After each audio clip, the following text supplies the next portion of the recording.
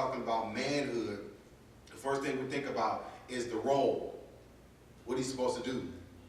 Whenever we talk about a man or what he's supposed to look like, we always say he got to do, he got to do, he got to do, he got to take care of, he got to accomplish, he got to make sure, he got to be prepared, he got to protect, he got to serve, he got to teach, he got to lead, he got all the stuff that he has to do. He got to do everything. He has to do everything. He has to do.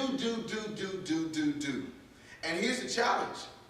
If we keep that perspective, the logical end is that if he does not do, he's not a man.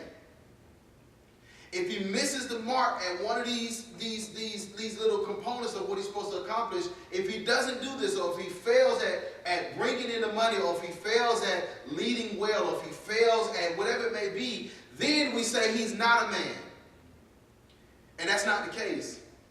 But that's what happens in relationships, that's what happens in life, that's what happens in church. I mean, it happens everywhere. You know, and our society is set up that way. Our society is set up that way. And in the biblical times, the society was set up that way. It was what you call a patriarchal society. So the men did everything.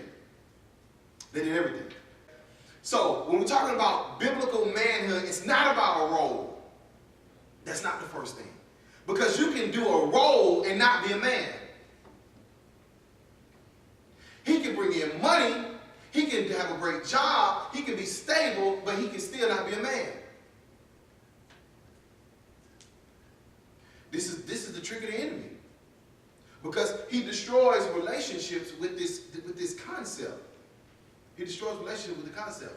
He gets into a woman's head and he uses society and media to paint a picture of what a man's supposed to look like. But what happens when he does and he's not being?